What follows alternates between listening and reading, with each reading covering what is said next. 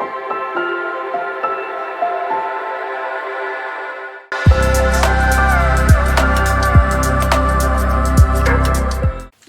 salut vous, j'espère que vous allez bien, c'est Soli, bienvenue sur Livre-moi Addict. On se retrouve aujourd'hui dans cette nouvelle vidéo sur la chaîne pour une sorte de reading vlog. Je ne sais pas du tout combien de temps il va durer, mais j'ai envie de vous prendre voilà, face caméra pour vous parler de mes récentes lectures, de ma lecture en cours et peut-être de mes futures lectures. On est le lundi 18 avril, c'est le lundi de Pâques, il est presque 11 h. Comment vous dire que je viens de filmer le book haul que vous avez probablement déjà vu sur la chaîne.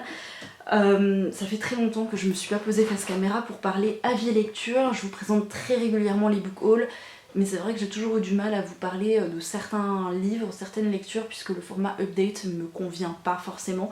Et donc du coup j'ai très envie de reprendre ce format reading vlog très chill, sans me prendre la tête, juste pour vous parler de ces bouquins au fur et à mesure de leur avancée, de mon avancée, sachant que, vous le savez peut-être pas, je fais face à une panne de lecture depuis août-septembre et du coup forcément mon rythme s'en est vu grandement affecté et il y a des périodes où je ne lis pas du tout et donc je suis loin des 10-15 livres que je peux lire des fois par mois, donc là on tourne autour de 2 livres de temps en temps. Écoutez, sachez que pour l'instant, si vous avez vu mon dernier book haul, je suis en train de lire Too Young de Margot de Bortoli.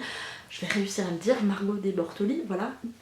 Dans cette histoire, on va suivre Mia, qui est une trentenaire qui, suite à pas mal de péripéties, se retrouve à retourner à Springville chez ses parents. Donc c'est une petite ville dans le sud des États-Unis, donc où vous avez forcément des traits de caractère qui ressortent. Je veux dire, le sud des États-Unis étant très conservateur, on ressent qu'il y a certains côtés un petit peu extrémistes parmi les gens de ces petites villes, et donc c'est retranscrit de manière très légère, mais dans ce roman, puisque dans cette histoire on a Mia qui était censée se marier, qui finalement voilà, ne va pas se marier presque au dernier moment, son compagnon s'en va, et donc il y a tout un truc comme quoi, comment vous dire ça sans vous spoiler, enfin il part pour quelqu'un et on s'attend à ce que ce soit une femme et c'est pas le cas, donc il y a elle est un peu considérée comme une hérétique parce qu'elle l'aurait fait changer d'orientation sexuelle, etc. Donc vous avez l'idée, mais vraiment des gens d'une petitesse d'esprit qui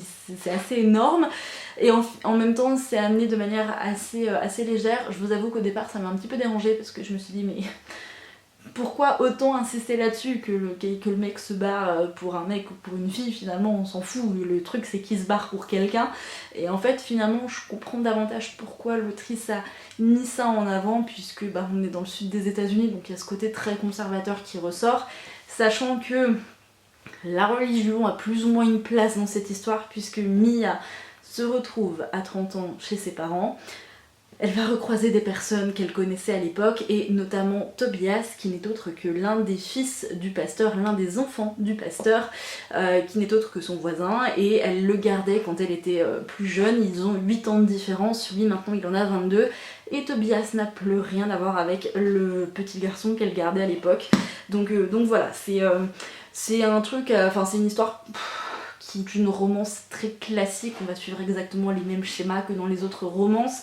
Même si là la grande interrogation de Mia au niveau de leur relation c'est mais j'ai 30 ans, il en a que 22, il y a un âge, il y a une différence, quelles vont être les répercussions, qu'est-ce que les gens vont dire de nous, et patati et patata. Donc sachez que pour l'instant il se lit plutôt rapidement, j'en ai lu plus de 300 pages, il y en a un peu plus de 600, ça se lit très bien, c'est pas non plus une romance exceptionnelle, mais ça se lit, moi ça me change les idées, c'est pas de prise de tête dans la lecture, on sait déjà plus ou moins ce qui va se passer. J'ai été interrompue par Pumpkin, donc je reprends. Notre héroïne a notamment une meilleure amie, forcément, et vous savez c'est la meilleure amie très cliché, qui va être très talkative, qui va être très volubile, qui va parler très fort, qui va parfois être très gênante dans ses propos et qui va en avoir rien à faire du regard des autres, et qui surtout va pas hésiter à parler de fesses quoi. Donc on a des fois des réactions, des propos qui sont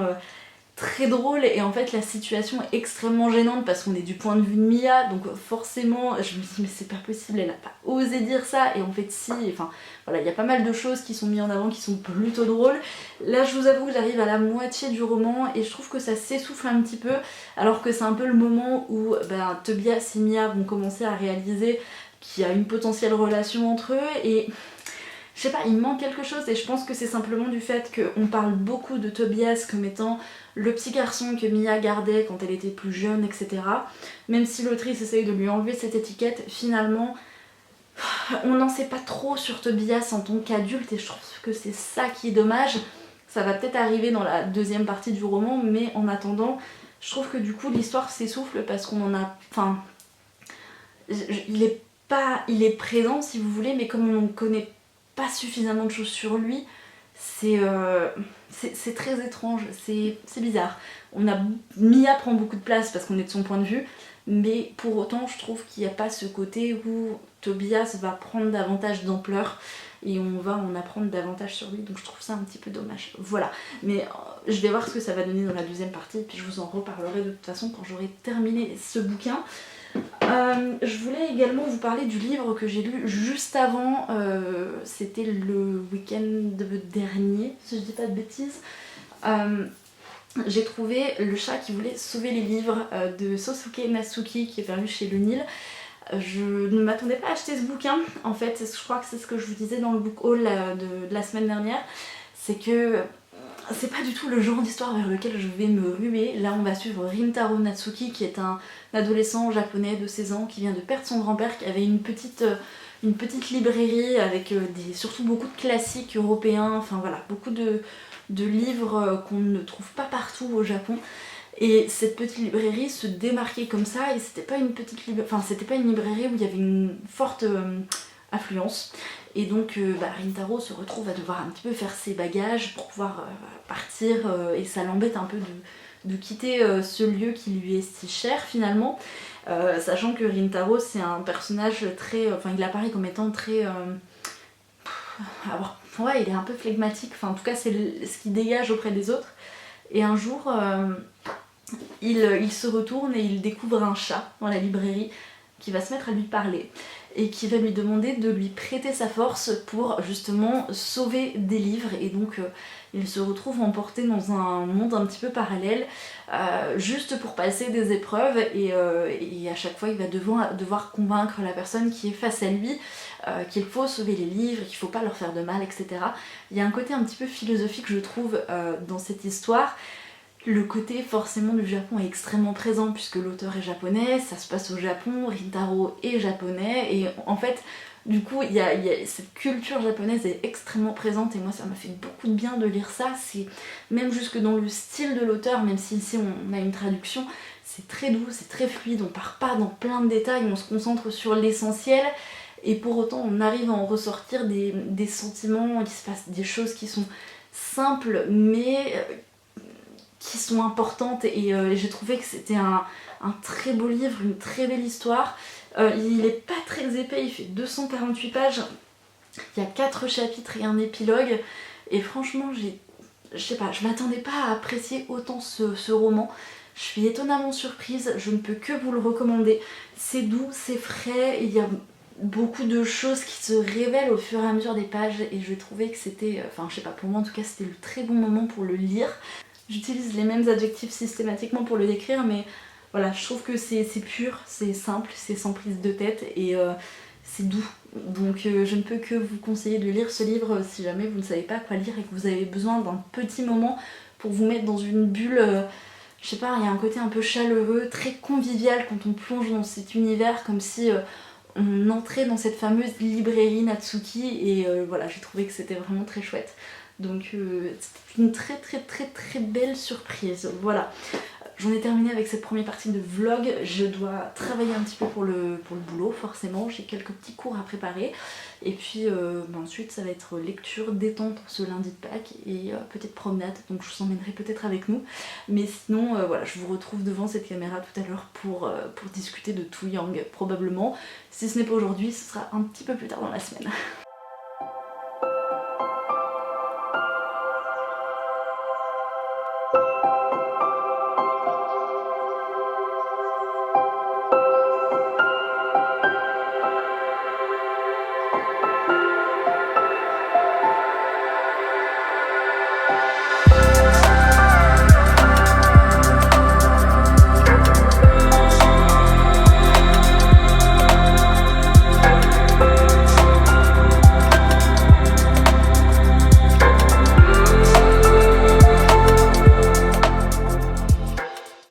c'est en ce mercredi 20 avril, j'allais dire janvier mais non, absolument pas, qu'on se retrouve pour un petit point sur Too Young. Il me reste une centaine de pages à lire et pendant que je vous parle, je vais manger le restant de sushi qu'il me reste. Je suis désolée si vous regardez cette vidéo que vous avez une affreuse envie de sushi ou que vous avez très faim. Voilà, bon appétit à vous. Itadakimasu, c'est comme ça qu'on dit en japonais il me semble. Que vous dire sur Too Young, il vient de se passer un événement auquel je ne m'attendais absolument pas. Je sais pas si c'est la fatigue ou si c'était parce que ça touche directement un personnage que j'appréciais dans le roman qui a fait que la petite larmichette est partie, voilà, j'ai un petit peu pleuré, je vous avoue, je ne m'y attendais absolument pas. Je me suis dit c'est pas possible, l'autrice n'a pas pu faire ça. D'un côté, je trouve que ça amène pas mal de choses dans l'intrigue principale, c'est dommage, je peux pas vous en dire plus sinon je vous spoil carrément le truc. Mais d'un autre, je trouve que c'est un événement qui tombe complètement comme un cheveu sur la soupe, voilà, c'est un peu bizarre, je m'attendais vraiment pas à ça. Je m'attendais complètement à autre chose, mais vraiment pas à ça. Et donc j'arrive pas à savoir si j'apprécie ou pas. Et globalement, je ne sais toujours pas si j'apprécie, si j'accroche avec ce livre ou pas. Parce que là, il me reste vraiment une centaine de pages. Et j'ai l'impression que Tobias, il est toujours aussi vide, il est toujours aussi creux. Il est toujours aussi présenté comme étant superficiel. Parce qu'on sent qu'il y a plus, on sent qu'il faut gratter, qu'il a quelque chose, que ça peut être hyper intéressant si c'est bien développé. Pour autant, on est toujours concentré sur Mia, ses émotions, et je trouve que vraiment le point faible de ce roman, c'est qu'on n'est que du point de vue de Mia. Ça aurait été très intéressant d'avoir le point de vue de Tobias.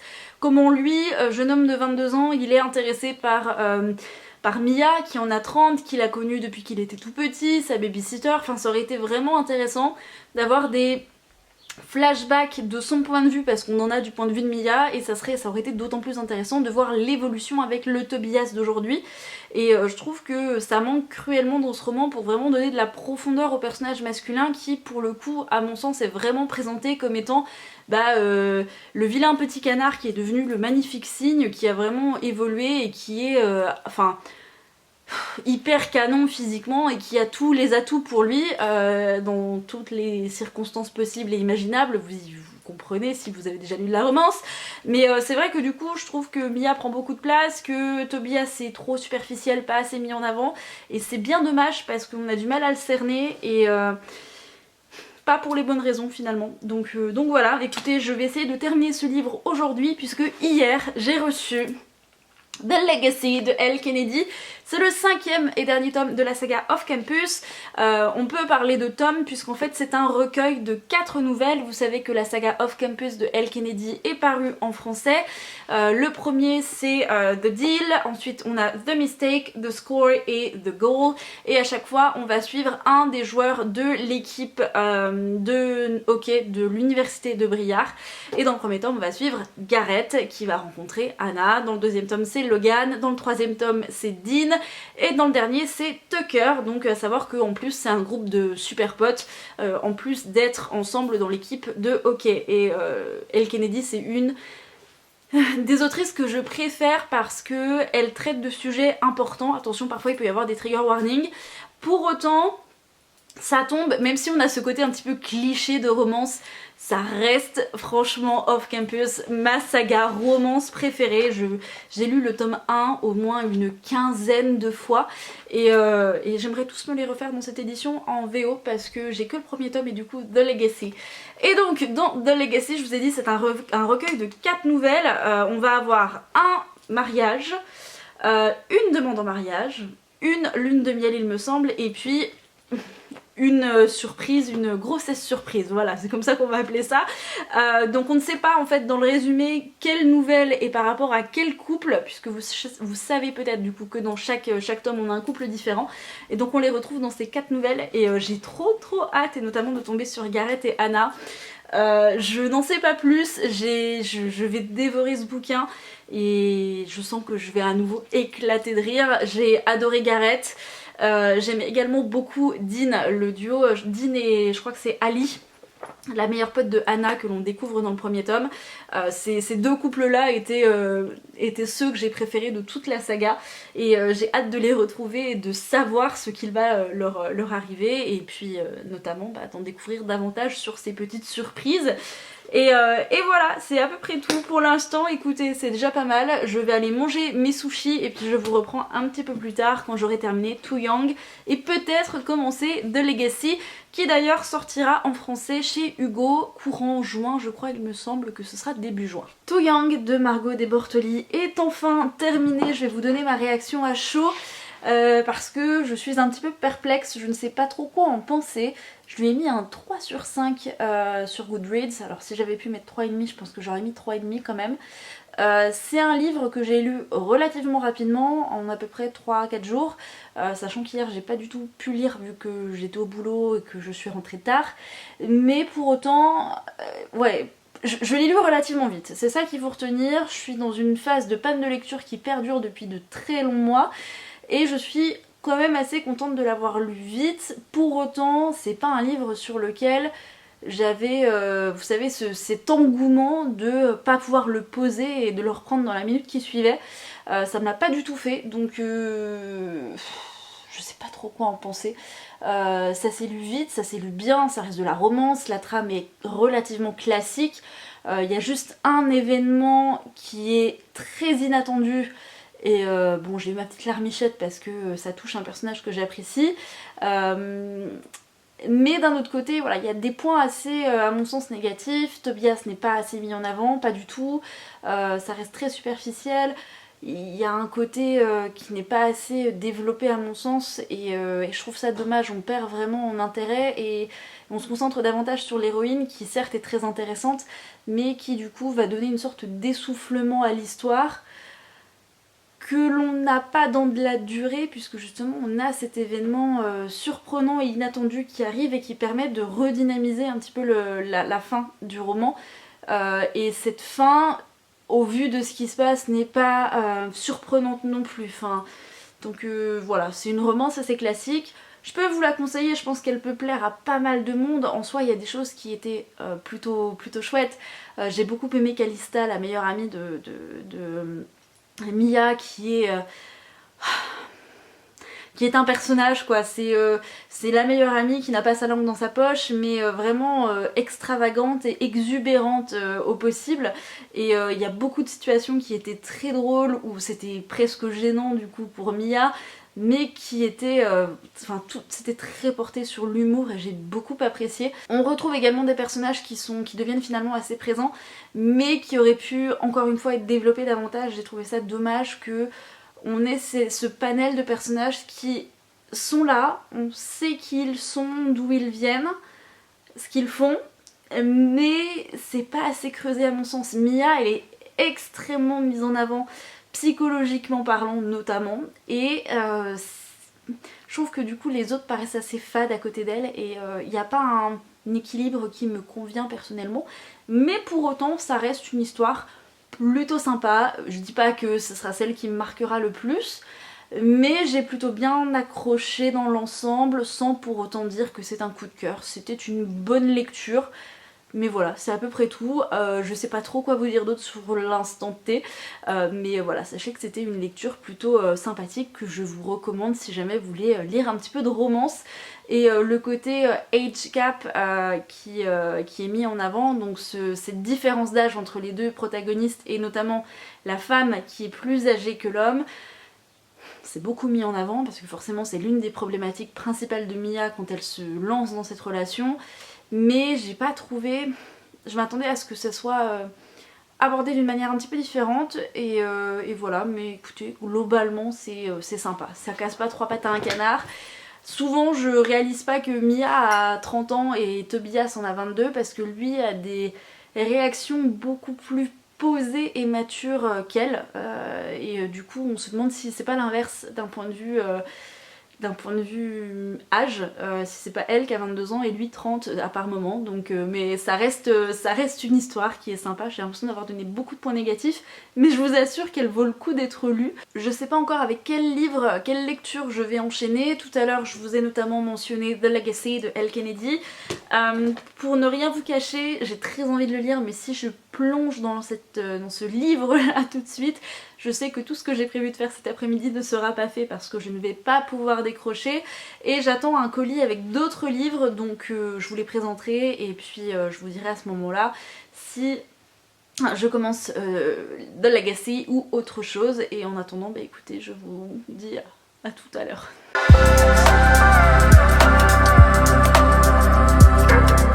Hey guys, on se retrouve en ce vendredi 22 avril pour conclure ce vlog. Je vais en profiter pour vous faire un petit récap de ce que j'ai reçu depuis mercredi et puis vous parler de ma nouvelle lecture en cours que je n'ai pas encore terminée. Je vous en reparlerai dans un autre vlog. Donc, dans mon petit colis de mercredi, il y avait 2 romans de la même autrice que je ne connais absolument pas. C'est Laurence Chevalier. Donc j'ai acheté le premier tome de Druid qui est une histoire avec druides, magie, sorcellerie, tout un royaume qui risque de basculer suite à une union entre une princesse et un seigneur qui ne peuvent clairement pas se piffer. Est-ce que ça sera un Enemies to Lovers? Ça ressemble à ça en tout cas, mais je ne peux pas vous en résumer davantage le contenu étant donné que je n'ai pas lu le synopsis depuis que je l'ai acheté, étant donné que c'est un roman qui avait l'air très alléchant. Quand j'ai vu la couverture je me suis dit ça a l'air sympa, et en lisant le résumé je me suis laissée tenter, donc écoutez, ça sera la surprise quand je le découvrirai. Et puis l'autre qui est en fait ma lecture en cours, c'est le premier tome de la saga Native, donc qui s'intitule Le Berceau des élus. C'est une saga qui est en fait en 2 parties. Vous avez les 3 premiers tomes qui concernent Gabrielle, notre héroïne du premier tome, et ensuite on a la quadrilogie d'Isabelle. Donc au total on a 7 tomes à lire dans cette saga, et je pense que c'est une saga qui peut se lire relativement vite, puisque ici on va suivre du coup Gabrielle, jeune lycéenne de 18 ans, qui suite à une rencontre avec 2 frères assez mystérieux finalement va voir sa vie complètement basculer, puisqu'elle va découvrir l'existence des natifs. Et il semblerait que Gabrielle fasse plus ou moins partie de ces personnes, de ce groupe de personnes, et elle serait même, elle, unique en son genre, donc à en découvrir un petit peu plus. Là j'en suis actuellement à la page 85, donc il fait même à peine 300 pages, à peine plus de 300 pages. Ça se lit très vite. Laurence Chevalier a une plume extrêmement agréable à lire, c'est très fluide, et en fait on en redemande, c'est très fluide, il se passe plein de choses, mais ça va un peu vite et c'est un petit peu dommage. Je trouve que dans la description, dans la narration, c'est très prenant, mais parfois les dialogues sont un peu courts et en fait on en redemande. Elle a vraiment cette plume qui est extrêmement alléchante, qui est très prenante, et on a envie d'en savoir plus. Moi il me manque des choses, il me manque des éléments. À chaque fois qu'on passe d'un paragraphe à un autre, je me dis déjà, parce que j'en demande plus, parce que ça m'intéresse, parce qu'elle a vraiment un style qui se lit très vite et qui est très agréable à lire. Je ne saurais pas trop comment vous le décrire. On a des descriptions qui ne sont pas lourdes, c'est léger, pour autant c'est pertinent dans ce qu'on lit, ça permet au lecteur d'avancer.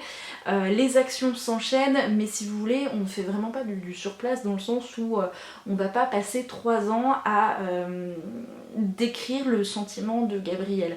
Voilà. Mais par contre, à côté de ça, je trouve qu'il y a un petit souci de dynamique. Là je viens de passer un passage qui est assez traumatisant pour la jeune fille, et en fait elle passe vite à autre chose, et elle est résumée finalement, elle a 18 ans, elle découvre les plaisirs charnels comme c'est écrit dans le roman, et elle découvre ça assez rapidement avec l'un des personnages qu'elle rencontre peu de temps avant. Et même s'il n'y a pas de jugement, ce qui est très bien, et même si la façon dont l'intimité de la femme et la sexualité de la femme est présentée, je trouve que c'est bien amené, mais c'est un peu trop rapide, et du coup on peut prendre Gabrielle pour une ado surhormonée. Voilà, même elle se caractérise comme ça en fait, et voilà, c'est le côté un petit peu négatif. Je trouve que sur certains éléments, certains passages, on va très vite. C'est vraiment dommage parce que l'autrice a une plume qui est hyper intéressante. Après, c'est un bouquin qui est sorti en 2013, donc c'est l'une de ses premières sagas il me semble, parce que Druid est sorti bien après, 2021. Voilà, donc en fait il est tout récent celui-ci, et je ne le savais absolument pas. Et dans ce livre il y a notamment, regardez-moi ça, On a un très très beau fan art c'est un fan art qui est notamment fait par celui qui a fait les cartes de tarot de Vampiria. C'est Kimi qui me l'a fait remarquer, c'est Nicolas Jamono. Voilà, très beau fan art. Et vous avez des en-têtes de chapitres qui sont très sympas sur un fond de forêt systématiquement à chaque début de chapitre. Donc franchement ça donne envie de le découvrir également. Mais sachez que je suis plutôt satisfaite de ce début de lecture, ça se lit vite, c'est sans prise de tête, c'est tout à fait ce qu'il me faut en ce moment. Donc je vais avancer et je vous en reparlerai dans un autre reading vlog, je pense, parce que ce format me convient mieux. Je vous en reparlerai dans une prochaine vidéo, je ne sais pas quand le prochain reading vlog arrivera. Si c'est un format qui vous plaît, n'hésitez pas à me dire dans les commentaires. Je vais commencer à regarder ce que je vais lire pendant les vacances et ce que je vais emmener avec moi. Donc peut-être que je vais vous filmer une vidéo à la suite que vous aurez avant ce reading vlog du coup. Et puis on est parti. Voilà, écoutez, je conclue ce vlog maintenant. J'espère qu'il sera pas trop long.